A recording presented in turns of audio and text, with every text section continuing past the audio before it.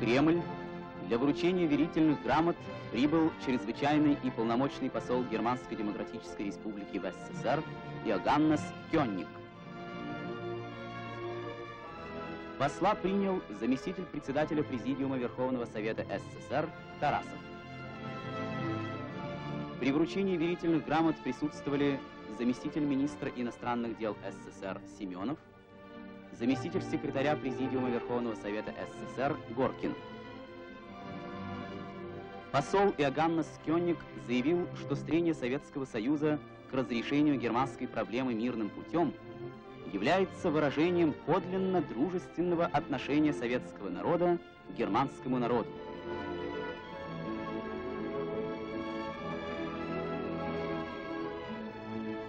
В ответной речи товарищ Тарасов пожелал германскому народу успехов в его мирном творческом труде, в его усилиях, направленных на воссоединение Германии.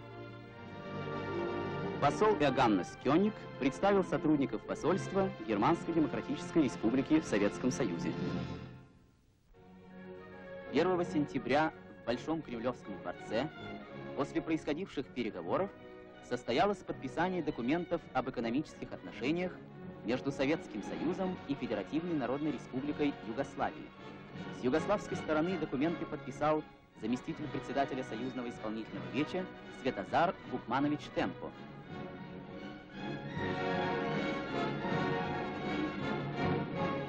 С советской стороны документы подписал первый заместитель председателя Совета министров СССР Микоян. При подписании присутствовали руководители Коммунистической партии Советского Союза и Советского правительства, члены экономических делегаций Советского Союза и Федеративной Народной Республики Югославии. Подписание документов послужит дальнейшему развитию экономического сотрудничества между двумя странами. Некогда Череповец славился кружевами и деревянными изделиями. Сейчас здесь, в Вологодской области, строится металлургический гигант. Закончена первая очередь завода. Строители и металлурги собрались на пуск первой домны. Среди них немало опытных мастеров, сооружавших металлургические заводы в разных концах страны. Пошел первый череповецкий чугун. На вахту в этот день стали лучшие металлурги. Автоматическое оборудование поможет им вести скоростные плавки. На северо-западе страны возникла новая база черной металлургии. Целинные земли Казахстана. На дока совхоза Орджоникидзевский Кустанайской области непрерывно поступает зерно с полей.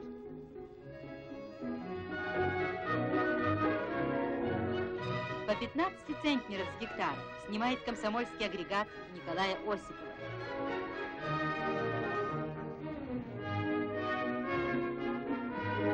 Комбайнер и его помощница Нина Баранова только в этом году приехали на целинные земли. Но их успехам могут позавидовать и старожилы. Новая житница дает стране хлеб нового урожая. Эти кадры сняты в разгаре лета на 80 градусе северной широты. Мы на полярной станции земли Франца Иосифа. Холодный, суровый край. 26 лет здесь, на мысе Седова, ведутся научные наблюдения. Это метеоролог Валя Пономаренко, аэролог Яков Корпич,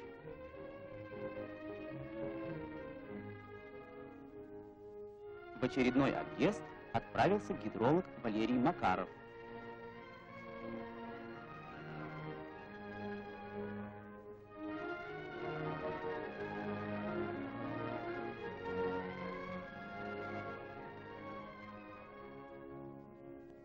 Несмотря на вечную мерзлоту, полярники ухитряются выращивать овощи.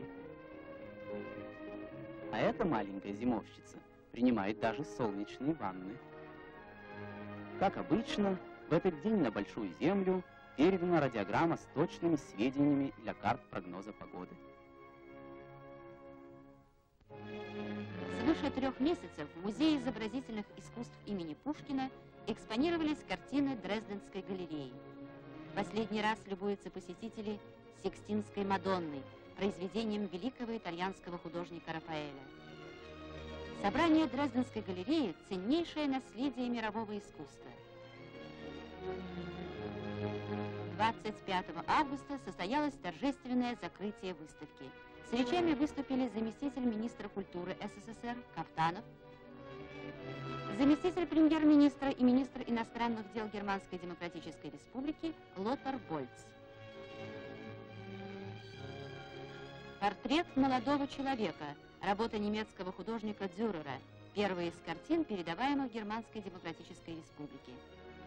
Передача сокровищ Дрезденской галереи началась. Азербайджан. Здесь, в одном из высокогорных аулов, живет колхозник Махмуд Эйвазов. Но познакомиться с ним мы смогли только в Москве, на Всесоюзной сельскохозяйственной выставке в павильоне Азербайджанской ССР. Махмуду Эйвазову 147 лет. Любопытная встреча. Самый старый и самые молодые садоводы. Эйвазов многое может рассказать юнатам, ведь свыше 100 лет он занимается садоводством. Нашему корреспонденту он сказал: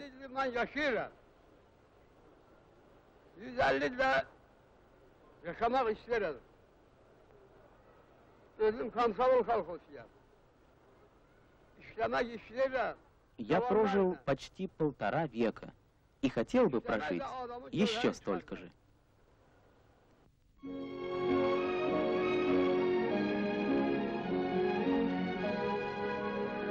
Тибетский район Китая. В этих горах за последние годы выросло много новых населенных пунктов. Благоустраивается поселок Шаоцзинси.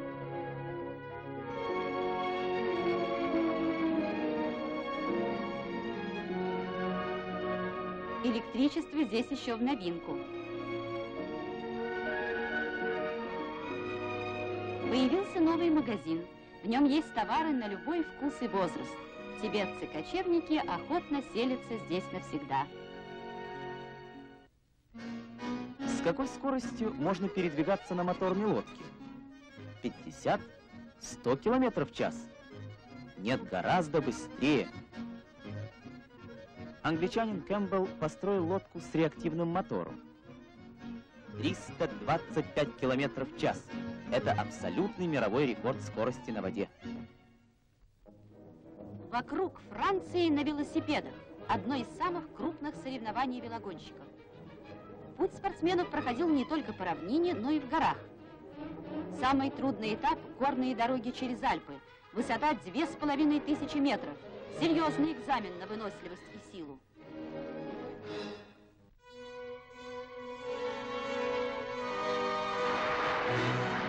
В Москву с 5-го международного фестиваля молодежи и студентов прибыл ансамбль песни и танца Демократической Республики Вьетнам.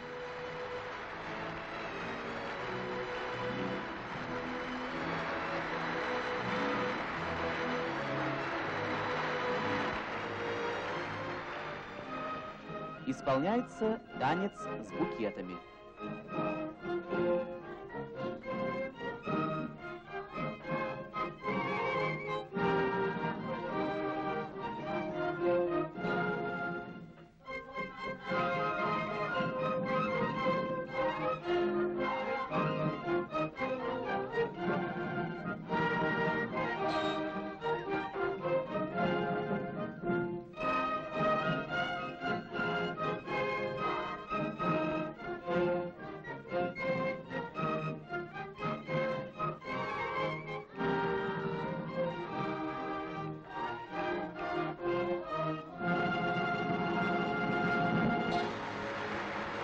Зрители тепло приняли вьетнамских артистов.